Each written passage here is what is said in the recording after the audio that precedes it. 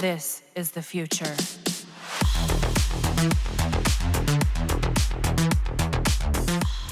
Nidus is a well-built Warframe that he doesn't need any help from other Warframe abilities to make him great. Nidus itself is great, and he makes everything amazing since he can give us awesome combos and synergies. And best of all, the word undying will not be in Warframe if it wasn't for Nidus. In my recent Nidus video, I did say that this is the only Warframe left untouched by the Helminth in my orbiter. I mean, why change anything that is already perfect? Well, I'm crazy, and if I have enough resources for a Helminth combo, I can't resist trying something stupid. It turns out that Nidus is one of those Warframes that can achieve a 95% slow percentage with Shevagoth's Gloom ability. In case you didn't know, you can subsume one ability into another Warframe using the Helminth system that can be found in your orbiter. You can unlock this by purchasing a segment from Sun in Necrolisk and reaching Mastery rank 8. Now back to the topic. Shevagoth's Gloom ability works well with Nidus since Virulence can restore energy while the ability is active. The result: enemies look like they got hit by Medusa and turned into statues. Now, I know it's kind of hard which ability to replace from Nidus,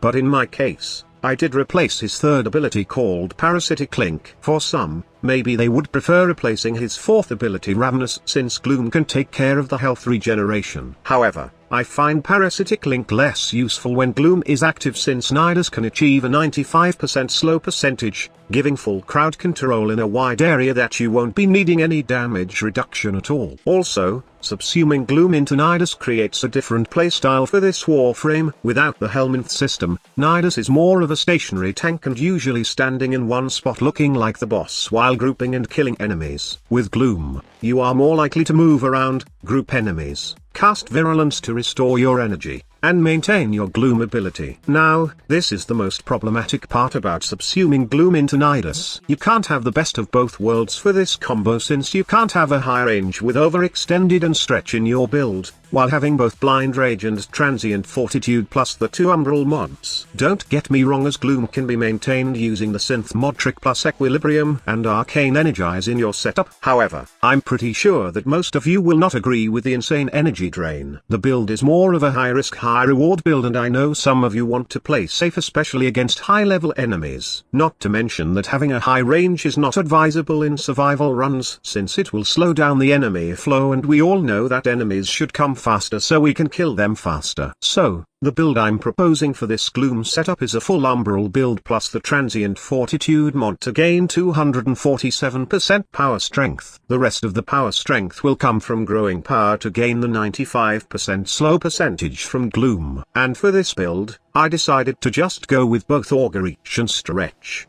The range is enough to crowd control a group of enemies, and it's better since it will now lock down the whole room and not ruin the flow of enemies. Most of the time, enemies get stuck near the Ring of Gloom aura when I move from one place to another, making it easier to spot and kill them. Lastly, you might wonder why I did add Rage in this build and not rely on the Synth mod from Equilibrium trick I always use for energy-hungry Warframes. The thing is, even with that kind of trick, I still can't keep up energy for the rest of the mission. I find myself turning off Gloom to restore energy with the Rage mod, Arcane Energize, or even the Virulence ability. After that, I just turn on Gloom again. But squad leader, you can't survive a heavy hit without Gloom since you just replace Parasitic Link. No lads, that's where you are wrong. Remember that Nidus has the Undying passive that if you have enough stack, then you can activate the 5 seconds invulnerability, and this alone is enough to survive and restore energy to activate Gloom again. As a bonus, here's the Guandao Prime build I was using in the video. It doesn't have to be a Riven modded build, and you can just replace this Riven mod with a combo duration or any mod that you deem useful. For the element, I choose Corrosive not only because I'm fighting with armored enemies, but also because I have Viral in my Cedo,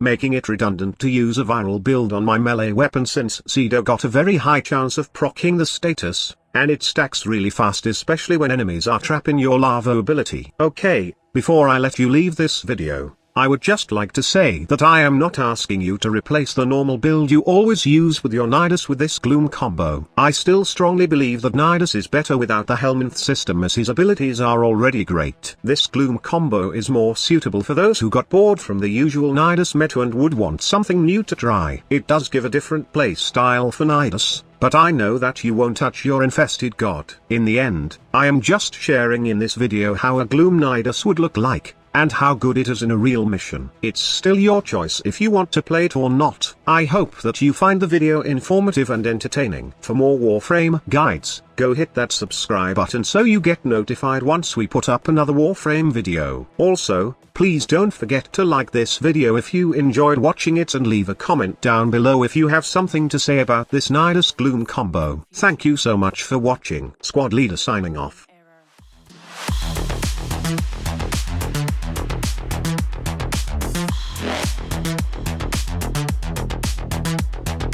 Evolution.